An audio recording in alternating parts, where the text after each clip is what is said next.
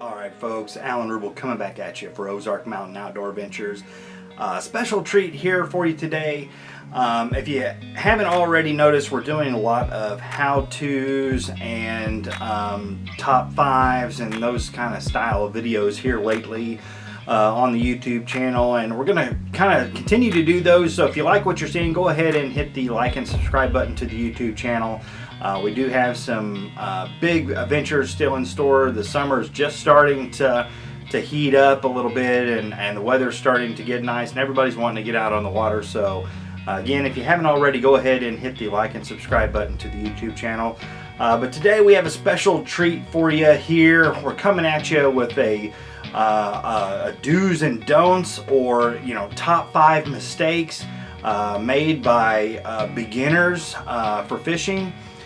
And these are mistakes we've all made. These are mistakes that I still make on a regular basis. I'm not saying that I'm a professional by all means. I'm one of you. I'm a regular Joe Blow who likes to get out and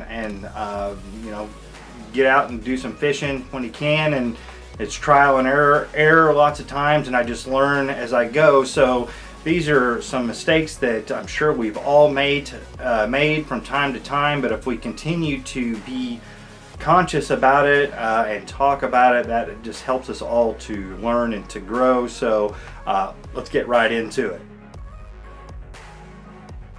Alright, well, mistake number 1, I think we've all made, and you hear this from time to time. It is, don't get stuck on yesterday's fish. So we all have our favorite spots. I love it when you can call a spot the honey hole, and that the majority of times that you are at a certain location that you've continually found fish and you've continually found success. And getting caught up on yesterday's fish is when you go into this location where you're expecting to have some success, and then you get there and say you come up to a log, and time again this same log, you cast to it, and you're always hooking up on at least a couple fish. You get there, you throw out, and nothing happens. And it's really easy to get discouraged or think, oh well, they're not biting, and let's call it a day and go home. Well, that would be your first mistake. So even though you're in the right location and the right spot, and consistently there's fish in this area, from day to day, especially here in Missouri, the conditions can change dramatically with the weather, overcast, water temperature, water levels, those kind of things. From time to time, it could even be similar or identical conditions, and just something isn't happening. If you're throwing the same bait at the same fish at the same log every time, I mean, at some point, it's like deer hunting. They're going to wise up, and you're going to have to change your act up just a little bit, give a different presentation to be able to be successful. So there would be mistake number 1 would be trying to catch yesterday's fish, and it's good to take notes, and when we are successful to make those mental notes on what we did to be successful. But if that isn't working, we need to be able to adapt. We need to be able to move on. We need to be able to persevere and switch up our game and try on a new memory, try for new success, make a new note, and just throw something different and hopefully we will find, usually that first fish is the hardest one to catch. So let's not fish in the past. Let's live in the moment, fish for the in the moment that we're there, and try and catch today's fish. Okay, and well, that brings us right into mistake number 2, and that is not listening to the fish. So say we're at our super honey hole, and we know it's going to be fire. We know there's going to be fish there, and we get there and nothing's happening. We throw in our favorite lures, our favorite spot, nothing is happening. And so we need to listen to the fish. And that could be just as simple as getting off that favorite lure that we toss here every time. You might try something different and we need to listen to the fish, so what is happening in that moment. And as beginners, we might not have a ton of boxes, tackle boxes of gear, and $100 just worth of crankbaits just to rip through and try all the rainbow of colors and those kind of things. So but we do need to be listening to the fish, and if we are casting multiple times to the same location, we need to chalk that up as needing to change, needing to move, needing to try something different, as the definition of insanity is trying the same things over and over and expecting a different result. So definitely that is where we need to listen to the fish. We need to look at the weather conditions, look at the try and figure out the topography and contour of the lake, and looking for different structures. If this isn't panning out, start widening your focus. Sometimes we get laser beamed into where we are only concentrating on one thing at a time, and oftentimes that's good, but we need to listen to the fish, and if what we are doing is not working, we need to widen our gaze, start thinking outside the box a little bit, and that goes as well as if you're being successful. Once you do find a pattern, if you find the right depth, if you find the right color, if you find the right bait, stick with it. If you catch a few in one spot and it is time to move, they go dry, in your next spot you better be tossing that same color with the same retrieve, and more than likely, unless it's a completely different area with completely different environment, as far as the ecosystem, grass or whatever the case may be, oftentimes they'll be hitting on a similar bait fish or a similar jig they'll be hitting. So definitely if something's working here, I'd be trying it first thing over there. So listen to the fish, be conscious about what's happening in the moment, and then being able to adapt, or being able to make a mental note of why and what was successful at that given moment. Alright, well, that being said, that takes us into mistakes we make as beginners number 3, and that is to get complacent. Oftentimes, bass fishing especially is a fast-paced sport. It is a sport.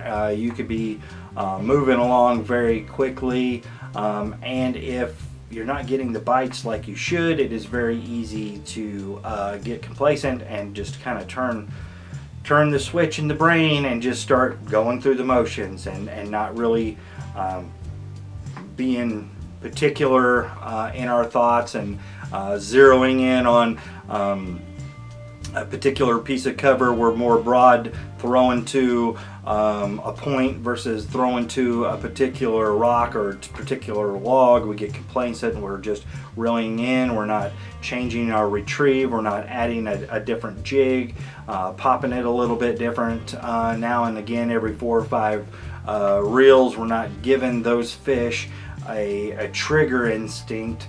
We're just doing this, or sometimes we will get caught up on our phones. The phone will ring in mid cast, and we'll let it sink to the bottom, and sometimes that's good, is because it will get us out of that complacent reeling in, and something different does happen, and it's done by mistake. And then when something good happens, we get a bite, you will miss them because we weren't in the game, we weren't paying attention.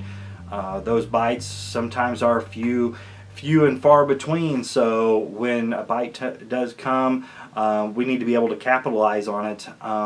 Or you might be getting bite after bite after bite, and you're just not able to get the hook set. That can be more frustrating than anything, is when you are getting the bites, but you're not getting the hook set. Are they biting as they're coming right up on the bank? Are they biting when they're just hitting the water, when they're just floating to the bottom? All of these bits of information is relevant on when we're retrieving and taking into account of what's happening, trying to figure out what these fish are doing. So we can't get complacent and just be thinking, not even in the game. Our minds are elsewhere, because at the moment of truth, you're going to miss the fish.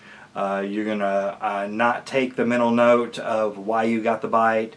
You're just going to be oblivious, and ultimately you're going to get frustrated, or you're not going to be able to learn from the experience and move on and grow. But the main thing is that you don't get frustrated, you don't get complacent. You got to persevere, you have to stay conscious and in the game to be able to make those decisions on, hey, it's time to move, or that worked well and I need to try and replicate that. But you have to have your mental strength to not be complacent and stay with it the entire time you're out there. Because if you're like me, you know, I'm working 40 hours a week, and I only have a certain amount of time to be on the water. I got kids at home. I like spending time with the kids. Hopefully, you know, I'm able to take them fishing too, and we can spend time together. But when I do have time, it's the only time that I have, and that time is precious. So we need to learn in the moment and not waste our time and be complacent. And we have to, every second counts while you're out there on the water. All right, I know we've kind of touched on this a little bit, but the fourth one is our lure selection. And oftentimes we have our favorite baits. I know that I do. If you've seen the last few videos, we've been talking about the Zoom Super Fluke jerk minnow, and I just love it. It's always in my tackle box. It's usually the first thing that goes out there. It gets the bites. Sometimes not always the big bites, and sometimes the hookup ratio isn't the greatest, but it is a bait that I will toss just about every time that I go, and I'm usually successful with that Zoom Fluke jerk minnow.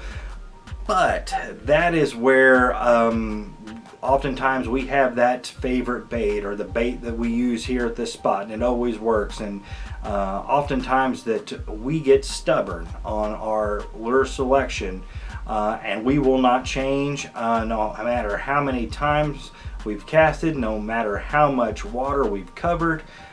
We will not change, and our lure selection is critical when, again, going back to listening to the fish, you have to be able to make those decisions, maybe swallow our pride a little bit, saying, well, I was wrong in choosing this bait today. I know it's my favorite. I'll put it down for a little bit and try something new. And I think most of us today usually have a pretty good idea of what the water conditions are like or where we're fishing, and we'll have a few different poles rigged to where it's easy to toss one bait in for a few moments and then switch over. You know, but as beginners, we might not be to that level, or you might not have that amount of equipment or that foresight to know what works well in what areas.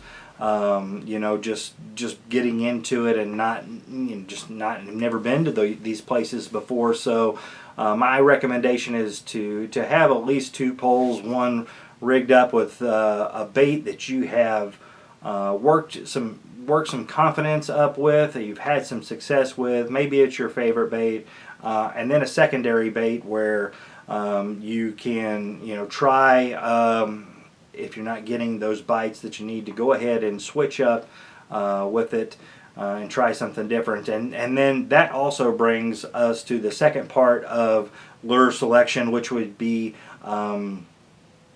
changing too often.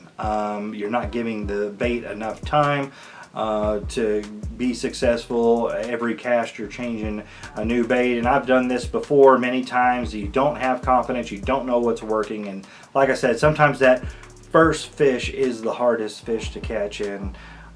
So really on that pre-fish time at the pond or at the lake where you're trying to see what they're biting on, it's real easy to get, well, let me try this or let me try that, but stick with what you know. And you know, usually this type of information is pretty solid across the board. where if it works well here, it'll work well in that situation across the board in a lake or a river or a pond, and you can bank on they'll always like worms, or they'll always like a crankbait, or you know, you can toss those tried and true baits, and then if those aren't working, try some finesse or something that you don't have a lot of experience with, and kind of go outside the box a little bit. But the main thing is again, listen to the fish, and once you start using a bait long enough that you are able to build up that confidence in those baits, that you're able to stick with it when you need to stick with it, or change baits when you need to change baits. All right, number 5, and this is probably the most important in my mind. So, you know, I go on a lot of adventures, and every one of them takes the same thing, and it's a plan. You must have a game plan. Set your plan into motion. Do a lot of what you need to do the night before, so you're not spending time at the vehicle rigging up or making these critical decisions while you're under pressure for time. Again, do a little bit of scouting if you can, and kind of know those areas before you show up. But then have a few rigged that you plan on walking the bank with, or taking on the boat with you. And again, most of my fishing is done from the bank, but then have a few more in the vehicle where if something goes wrong, you're able to go back to the vehicle and swap out if a pole breaks or a reel goes bad, or you know, whatever crazy things happen you never can predict. We'll have a couple poles in the vehicle that you're able to swap out with. But have a plan A, have your set plan that you know is a good solid plan, and then oftentimes I will have a plan B and a plan C. You know, you might be fishing a very small piece of waterway. You may get there plenty early, and there may still be someone in your spot who had beat you there. That can ruin a complete plan. You better have a plan B set in motion, that you can in an instant be able to continue on and not have to go back to the house. But I try and formulate a plan B, a plan C, and then it just helps you for the next time. If you make a plan and execute that plan and it works, then that helps you to know the next time it makes those plans a little bit easier. The turnaround time, you know, to get set up is a little bit easier. You don't have to spend so much time making those decisions. And I know as a beginner, that can be hard, because a lot of what we decide upon is based on experience. So when you don't have that large level of experience to fall back on, it can make the planning process a bit trickier, a little bit more difficult. But that's where you might have a mentor to reach out to. YouTube has plenty of videos out there that you can watch and learn from, and gain that information. So definitely number 5 there, and probably the most important, I would think, to get started, is you need to have a game plan. And not only a game plan, I think a plan B and a plan C is pretty standard. Just being able to fall back on, especially if you got buddies involved. Plans can fall through real easy, so always have a plan B that you're able to fall back on, and be able to still get out, still have fun. It might not be exactly what you wanted to do, but you can still go out, have a good time, learn from your mistakes. Again, we've all made these mistakes. And you're going to continue to make mistakes, and again, that's how we learn, that's how we pass information along, and that's how you as a beginner will be able to pass that information along to others. So I hope you have enjoyed the video. Again, if you haven't already, please like and subscribe to the YouTube channel. Again, we got a lot of adventures still in store for you as the season progresses, so stay tuned with us.